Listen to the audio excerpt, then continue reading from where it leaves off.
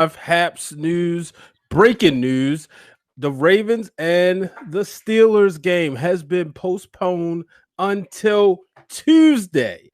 Tuesday, the game will take place. Ravens had to postpone their game due to the lack of safety and not being able to play under the conditions of what's going on with the COVID-19 virus. We are still in the midst of a pandemic. I'm joined by my good brother Mike Patton. Mike covers the Tennessee Titans for Haps Media and so much more. Mike, how you feeling today? Well, feeling great and hoping the Ravens are starting to feel better soon. Yeah, me too. I'm not really excited about a lot of the things that the Steelers were saying, a lot of things that were coming out from them, Mike. To me, I'm gonna be straight up. They sound like a bunch of babies, saying, why is this ain't fair? Our game is canceled. Look, we're all in the midst of a pandemic. I remember a time when this all started. The saying, the hashtags, everything was "we're in this together," and I don't feel like that right now. I feel like they're playing more the blame game. You know what I mean? Right. I definitely feel that way. Even if there was something that happened one way or the other, if the situation was reversed and Pittsburgh was in this situation and somebody else was saying this against them, I bet they would feel a different way.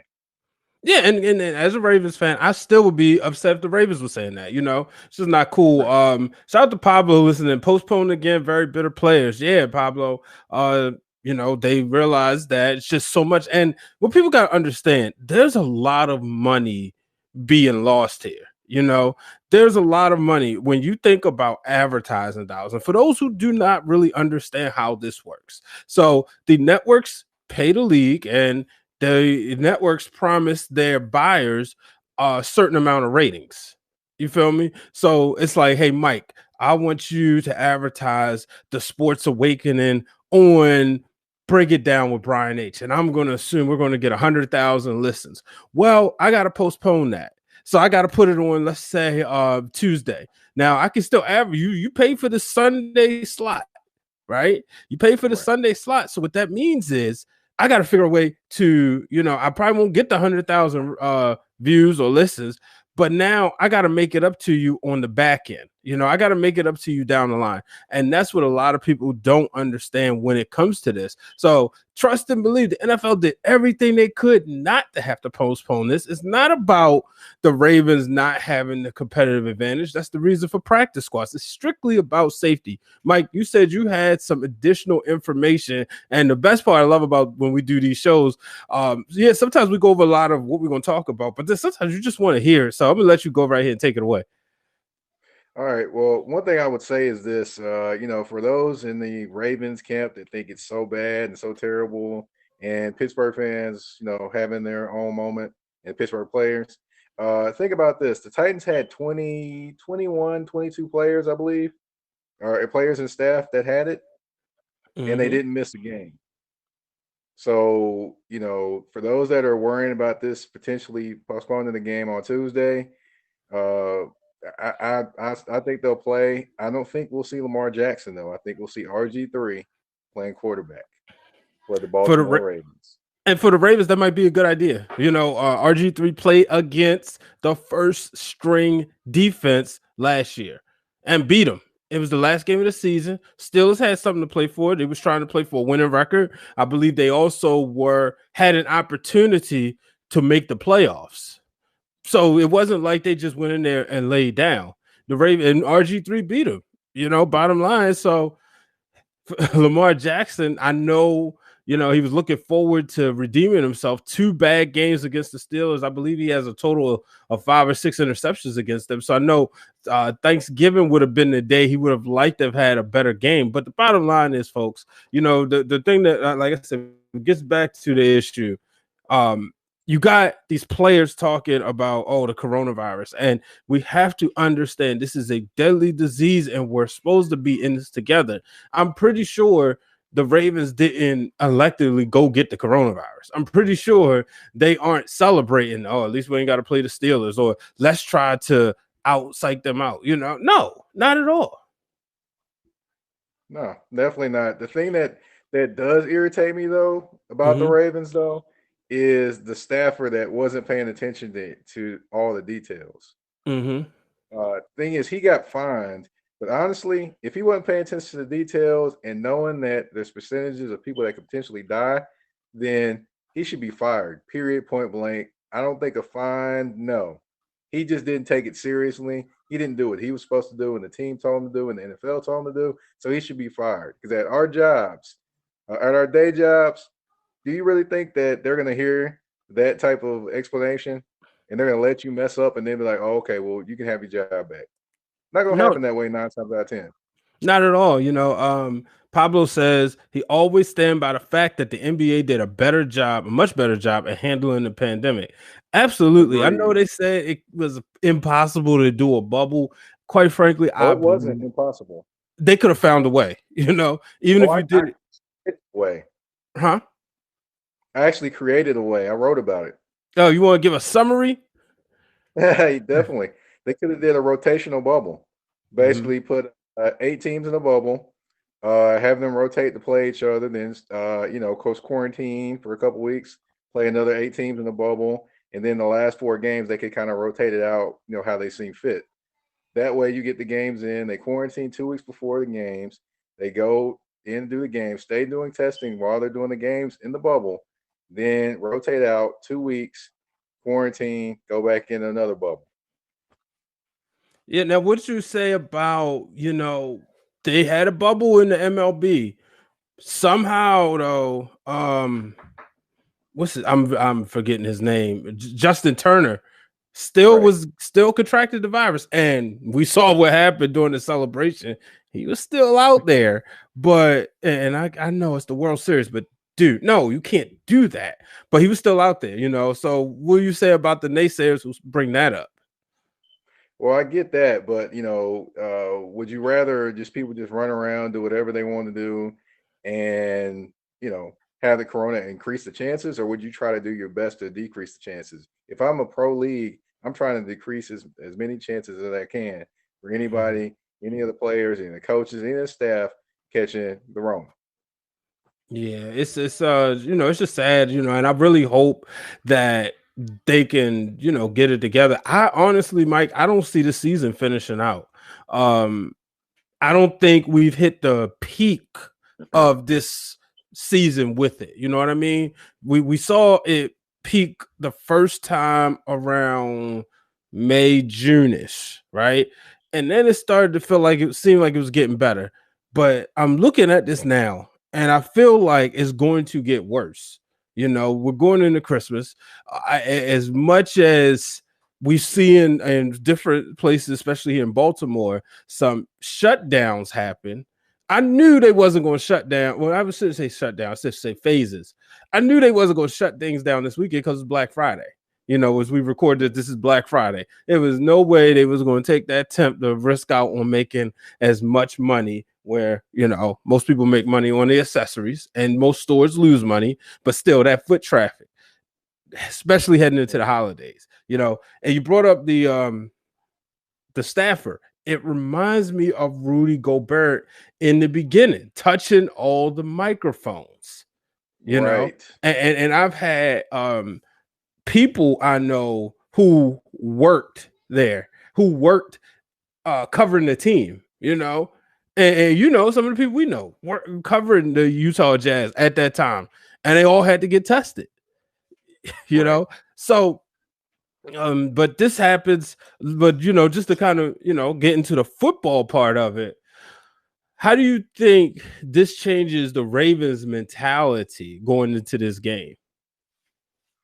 Well, I don't think it changes their mentality at all. I will say that one thing it'll do is it'll actually change the game plan for sure. So I don't Hmm. think they're going to have RG3 running around doing the same things Lamar Jackson did because Lamar Jackson has better knees than RG3 does. So I think they'll actually do maybe some run pass option, a little bit more, a little bit of that, but they'll do more of spreading the football around in terms of getting it to the wide receivers, more deep routes, I think, because I think RG3 in his time as being a starting quarterback was definitely solid in terms of throwing the football, especially deep. I think he has the advantage in terms of over Lamar Jackson in that aspect. So I think you'll see more deep shots. You'll see a little bit more Hollywood Brown and a little less of Mark Andrews with RG3 at quarterback. Do you believe the Ravens can win this game? Uh, it's going to be tough. They're going to have to scheme it up. And the one thing I would say is, no matter what happened with the coronavirus or not, they still cannot stop the run solidly at all, and that's not a good thing going against the Pittsburgh Steelers. So, honestly, I didn't think they had a great shot to win this game going in. I think their shot got even worse now, especially with Lamar being sidelined. I actually thought they stopped Pittsburgh's run the last time a little bit better. It was Ben, and I think they're gonna win. This sounds crazy. I actually had them losing if this game would have played out the way it was supposed to.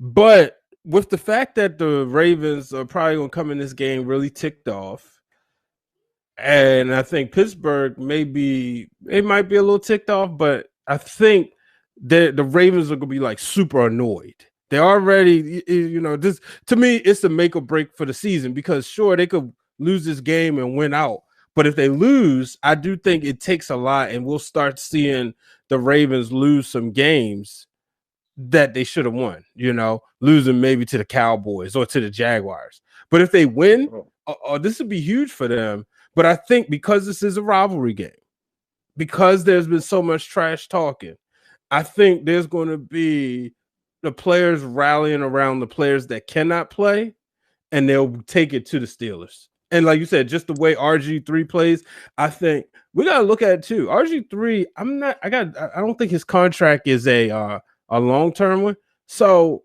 somewhere down the line, he would love to start again somewhere. Obviously, he wouldn't yeah. start here. Huh? Uh, I definitely understand that one. Honestly, I don't see RG3 ever starting in the NFL again, to be honest. And maybe he But don't this either. could but this could also be something that could definitely get him another contract in terms of being a backup and a proven backup with this, this kind of like how Nick Foles keeps getting contracts from places that you would never expect. Mm-hmm. It's not out of the question. It's not out of the question that he could mess around and get a contract, not saying the to the Foles level, but get a contract to potentially come in and be a starter. Yeah, and the defense is going to have to step up because the last game they had the Steelers. I mean, it was 21-3 at halftime or 21-7 at halftime. The Ravens had them. They had them where when they came out, if they would have just made some of the small adjustments and prepared for Pittsburgh's adjustments, they would have won that game. And Pittsburgh's having a whole different season. Now they're on the verge that, provided they win this game Tuesday, they could possibly go undefeated. And then with the Ravens, now this game switches the following week because they were supposed to play back-to-back Thursday games. They were supposed to play Right. Dallas the following Thursday. So, shout out to Daniel Artest. Thanks, man. Appreciate the commenting on Facebook. They were supposed to play the Steelers, the Dallas Cowboys the following Thursday. So it would have been a week rest. But now Tuesday, you can't play Tuesday and then Friday, Thursday. So I'm assuming they'll probably move that to next Sunday, or I think it's actually going to be moved it's going to be moved to the following Move to Monday. Monday. Yeah. So Yeah. it's so much going on, and I don't think this will be the last of it. And I think it would have hurt, things, and things in the league will get switched up is if you start to see a lot. This happened with a lot of teams, and now you got to really rejuggle the whole schedule. Yes, definitely. And ultimately, this all comes down to the NFL because the NFL did not give themselves enough space to actually be able to deal with these types of situations. Mhm. Because in the beginning, they thought, oh, well, we got time and we can figure this out and, we'll know more things about it when the season comes around because they were the last ones to start. And now it's here and they still haven't thought of anything. And it's kind of like they're flying by the seat of their pants in a sense. And they could have actually spaced out the season to where, you could deal with these type of things, maybe have additional bye week scheduled, stuff like that. I know it sounds easy to us now looking at it, from this perspective, but they could have been ahead of that and could have stretched that out, taken care of all of that ahead of time. But they're hard headed. The NFL is always hard headed, and we have this situation here.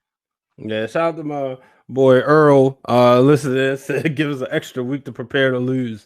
Like I said, I actually I do. I got it may be my prediction to change, but I think the Ravens really rally around that. And John Harbaugh doesn't want to lose. He doesn't want to get swept by the Steelers. Bottom line.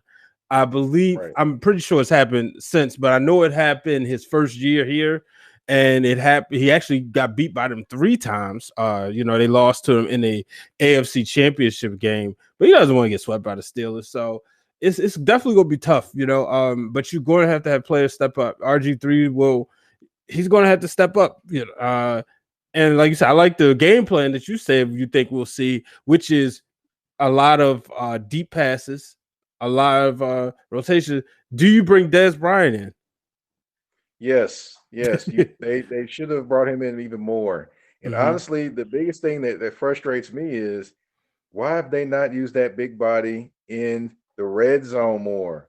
It boggles my mind. I was watching the game when they were playing versus the Titans.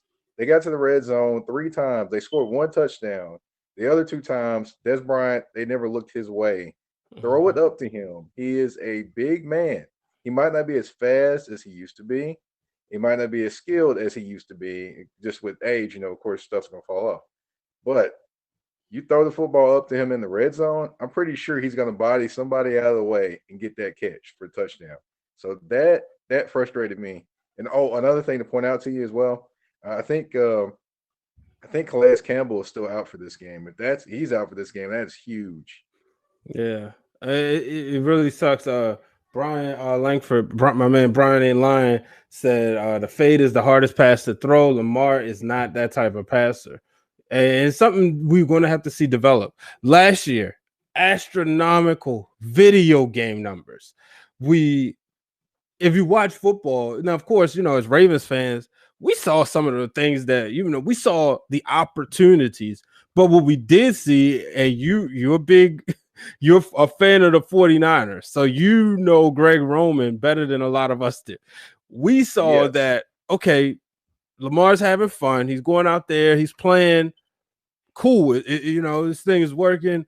He ain't really passing. I mean, he's passing because the run is opening up. He's not making, he does try to thread the needle a lot, and sometimes he hits, sometimes he don't. But then you have Greg Roman when just not making these adjustments. And that's the thing that's driving everybody crazy. And that's why I said Lamar does not look like he's having fun this year. And I know a lot of people like, no, he doesn't look like he's having fun. He looks like it's almost like, oh, come on now. He's wanting these guys to get it together. But you go back to the, that's the reason why he's kind of taking shots saying, look, people know what we're doing, Right. Right. The thing I'm looking at with the 49, with Roman, the coordinator, he's not a good counterpuncher. Never Bingo. has been a good counterpuncher. He's good at doing what he does, and then you adjust. And then when you adjust, then it's almost like the house is on fire and no windows open, and I don't know what to do. That's basically what happens. But the thing is that he could do is he could actually start doing a little bit more motion and things like that. Give a little bit more window dressing. One thing that does is that makes it an easier read for a quarterback. Secondly, that makes the defense move around and a little bit of confusion out there. If he Yeah. does those type of things, that will help the Ravens defense. Yeah. I mean, Yeah. the offensive play, offense. I know what you mean. Yeah, and the thing is, he gotta make adjustments on the fly. For Lamar Jackson, and like I said, he just gotta go have fun. This is the National Football League. We talk football, but we have other things to do. We also talk other sports. If you tell somebody you got 40 hours a week, 40 hours a week to watch Lamar Jackson, don't you think? And this is they defense is their specialty. Don't you think they're gonna make an adjustment? They're gonna figure him out. They're gonna be able to pick it apart. Brian also says Ravens got to run the ball more. Teams ain't scared of Willie Snead. They're not scared of Willie Snead, but I will say that they respect him. Well, I put it like this: he's a dog. He gonna make things happen. But it's one little thing he did. He had a big run, and I thought they was about to poke the ball from behind and cause him a fumble, and he didn't. So I'm looking at the way he plays, and I'm like, man, I like this guy. But Willie Snead as a number one, your primary target is 9 times out of 10 not winning you a Super Bowl. And, you know, Hollywood Brown, no, maybe it depending on the way you use them. So I really like to see. I would love to see the Ravens make a draft pick. Go get another wide receiver. No, go get one in free agency. It was a guy number 18 in Cincinnati that people feel like he hasn't appeared this year, but it's because the chemistry with him and Joe Burrow have not gotten on the same page, and Burrow's out. So we'll probably, unfortunately, Joe Burrow's out, but we probably will see more from AJ Green. But I was like, man, we need to go get him in Baltimore. I got another guy that might be on the move, and I don't know how the cap works there, and I don't know if you want him there, but he could definitely probably be available. You had the right state, just the wrong team. And you know who I'm talking about already. Who? Talking about Odell. Bring Odell to town. Odell. Okay. Bring him to town. Yeah. I think the reason, if you bring him to town, you basically put everybody in the right positions. You put Hollywood Brown in the number 2 spot. You put Willie Snead in the slot and 3 guy. Des Bryant can come in and situationally. He puts everybody all in the right situations. He may not be a true number 1 in terms of doing everything, but he commands that type of attention from a defense that's going to make everything easier for everybody else. Why is it that the Browns are playing better without him? Honestly, the Browns aren't using Landry a ton either. So that's one thing that's quietly nobody's talking about. Mm-hmm. They aren't using Landry a ton either. So it isn't like they're using both of them. So, honestly, I would say this. Odell's not a guy that's going to run out there, even though, he has bravado and things like that. He's not going to be a guy. Look, if you're winning, doing what you need to do, you won't hear a peep out of him or anything like that at all. Mm-hmm. You're losing, that's a different story. But, to me, I mean, it's just, I think Baker Mayfield sometimes forces him the football and tries to force Landry the football too. And that's an issue. Just go to the open guy. Now, even with Odell Beckham not there anymore, you still got him forcing the football to play places, but that's just a symptom of him not being a long-term NFL quarterback to me. But Odell Beckham, definitely, you trade him to the Ravens. I definitely think with some of those routes that they run, it's a pretty simple route tree that they run. Mm-hmm. I think he would be excellent in that system. And he would make everyone around him better because he put them in the right positions. Yeah, that's interesting. He would definitely bring a lot of attention here. I tell you that. Kenny Stills release. Should the Ravens think about getting him? I don't think so. The only reason I don't think so is because they're not a team that goes deep a lot. Mm-hmm. They go deep a lot. Kenny Stills is your guy because Kenny Stills, no matter what happened in Houston, he still has speed. Mm-hmm. Big speed. You said what kind of speed? He has big time speed. Yeah. So you don't think they could use him? You don't think it would help them open up the playbook? No, because that guy Greg Roman is still the offensive coordinator. If you look at the 49ers, they went deep with tight ends with Vernon Davis and Delaney Walker when he was there. Mm-hmm. They go deep with ends in Baltimore with Andrews. I can't name a wide receiver that went deep with the 49ers, and I surely can't with the Ravens right now. What happened with Randy Moss there? They never used him correctly.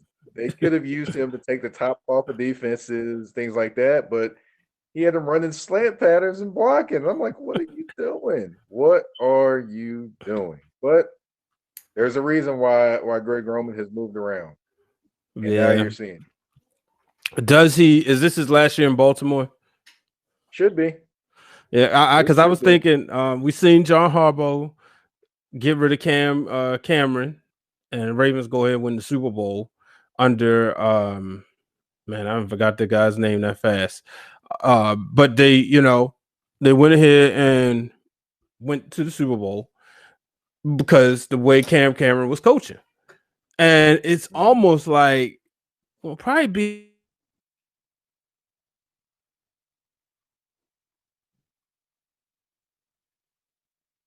Hello. oh, hello. There you go. There you go. Like I was yeah, but it seems like we're gonna be in that same situation again. That they could, you know, Brian says Greg Roman is the new Mike Martz. And also Correct, but yeah, less passing. but here's what he says to your point. Said Stills could give Lamar more room to run at the most because he will run 50 yards down the field. So what, you bringing him in to be a track star? I mean, But see, the thing is, I think Lamar I get wants it to though. throw the I ball get it deep, though. though. I think he wants to throw deep to Hollywood. The problem is that, like you said, it comes down to play calling, and that's Well, he what doesn't. huh? Well, he doesn't. The thing is with the offense, he kind of gives him. He doesn't give him throws that he's comfortable with. He gives him Mm-hmm. throws where he's got to throw it pinpoint. And Lamar at this point in his career is not a pinpoint passer. So you Right. get not giving him throws that are. That's why I was saying with the window dressing that would help him. That's the one thing that one coordinator I'm gonna bring up is Titans offensive coordinator Arthur Smith. You notice in those games that he has with Ryan Tannehill, some of the throws are difficult that Ryan Tannehill makes, but he Mm-hmm. does a lot of window dressing and movement and things like that to create easier throws for Ryan Tannehill, which makes Yeah. him look better. That's what you need in an offensive coordinator is to make the game easy for your team, not make it harder like he's Yeah. doing now. Yeah. The best offensive coordinator Ravens had in the past few years was Super Bowl winner Zubiak. You know. Yeah. Excuse Yep. me. Fart noises jumps in the comments said Hollywood's too small to make the 50-50 ball to win the 50-50 ball. I will say he might be, but he's made some catches that you wouldn't think somebody his size would make. Those deep catches in traffic. You like, wow, how in the world did he do that? And I think Yeah. the thing I like about him, he has heart. Now, he dropped some key passes last week, but he has heart. So I think that the Ravens cannot afford to stay committed to Greg Roman if he doesn't make these adjustments. Because before you know it, Lamar Jackson gonna be in a contract year, and somebody else may offer him, and people, or Hollywood could want to go somewhere else. It's so much that could go wrong. You know what I mean? They're Yeah. not a team that needs to win this year or next year, but they're kind of in that middle place. They could be one of the teams. You don't want to become like the Detroit Lions, where they had that window but then all of a sudden it closed really quickly. When you had the year they lost to Dallas in the playoffs, and that was a team that could have made a run, you know. I hear you. So the I, Ravens definitely don't want to do that. I hear you there about Detroit, but boy, oh boy, I'm still kind of scratching my head over how they gonna celebrate when they down 3 touchdowns, score a touchdown, start dancing in the end zone. I'm like, okay, I thought it was one. that's loser mentality. Detroit Lions, that is a loser mentality. Oh man. Couldn't help that. Yeah, somebody jumped in the comments earlier said, what will the Ravens get fined? The game should stay on Sunday Yep. and draft pick. I'm not. No, I don't think. And like I said, I'm not just saying this because my team. The fact is, they discipline the coach like they should have. You don't make the team suffer. You know what I mean? I, I understand that, Mm-hmm. but I think they will get fined because the president's already been set. Because the Titans got fined, the Raiders got fined, and a draft pick, and now this coach is going to cause them to be fined. Now, what did the Uh, Raiders and the Titans do though? Like, what was the? Obviously, it seems like it was one super spreader here. Was it the same I thing can or tell you. okay? I can tell you. Okay, the Titans, they had a workout that was actually around the time of when they shut down the facility. They had a workout at a local high school. All right, so that's multiple So that people. was one. Mm-hmm. Raiders, they of course the event they had, Darren Waller's charity event. A lot of Okay. them came there maskless. That's another one. Now you got this staffer that wasn't paying attention to the protocols, even though they told him about it, which is Mm-hmm. why I think he'll ultimately be fired and they'll be fined. He better pray they don't get fined, because if they get fined, he's gonna be fired. That's Right. gonna happen. So that's why I'm connecting the dots and saying more than likely they will get fined. More than likely they will lose potentially a draft pick, all because of this coach. But I see what you're saying, but that's really not fair in this situation. And like I said, I'm not saying this because it's my team. I'm saying because there were multiple people involved as opposed to one person being essentially a super spreader. Well, I hear you there, but the way the Mm-hmm. league's gonna look at it is that it's your team. Your people didn't do what you were supposed to do, so therefore you got to pay for it. That's That's true. that's the way the league's gonna look at it. That's true. And it'll be interesting to see what happens these next few days as we, try to stay tuned to this. I just hope and pray nobody else has this situation. I hope nobody else, for everybody out there, please wear a mask, you know, wear a mask, take care of yourself, and be careful. Bottom line. Any final thoughts before we get out of here? Well, the final thoughts I have is I'm looking forward to Tuesday. Of course, I've watched the Tuesday game here in Nashville with the Titans and the Bills, and we thought the team that didn't have practice time was not going to be prepared, and lo and behold, the Titans blew out the Bills. Mhm. So we could potentially see something like that too. So you never know what can happen, and I just hope not as many players end up on this list as did with the Titans. Yeah, there we go. Ladies and gentlemen, he's Mike Pat, and I'm Brian H. Waters. Thank you for tuning in. Y'all be safe, and I'll catch you the next time right here on Haps. Mike, when you going live again? Probably be Sunday Okay. before the game because they got a big one with the Colts. Yeah, let's go Colts. Titans came into Baltimore, was very disrespectful, decided to line up in the middle of the field. So they're on my Steelers list. Malcolm Butler should be the king person on that one because he was talking to the coach. See, there you go. Like, why? What are you doing? And then there's Rabel and you know how I feel. I'll yeah, I'll tell you this though. Vrabel Mhm. did come out like Debo, and then he came out there. John Harbaugh didn't really say too much to him. They was talking, but he wasn't really in his face like he was going towards Malcolm Butler I because he knew mean, that was Debo coming. yeah, Rabel, workout warrior. I heard. Yep, Just look. I don't want to dislike Derrick Henry, but that dude is a monster. yep, uh, creative player. yeah, like literally, like somebody with unlimited attributes. The only thing they have is lateral quickness. That's great, which nobody seems to want to take advantage of. Hmm, that's That's the true. only thing that's great, and nobody seems to want to pick up on that. If you can get him before he gets started, that's the Mhm. main thing. If you let him get started, it's over. I'm still trying to Yeah. figure out statement about him too being not being tough. I'm still trying to figure out that. I don't know if you heard that statement or not, but yeah. Who said he's not being tough? Ryan Clark is talking about he's some kind of fake tough guy because he's always stiff arming defensive backs or whatever. I'm like, man, Ryan Clark is hilarious for that one. But that's my guy, but he's hilarious for that.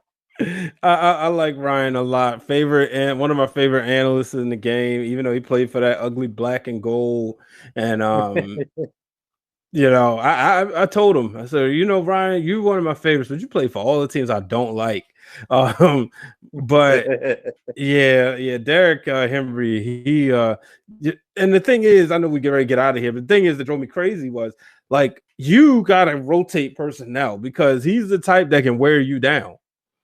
And that's Right. exactly what he did to the Ravens. But Mike, you take it easy, man. You be safe. I'm about to go ahead and get some Thanksgiving leftovers. Oh man, I'm on round two today.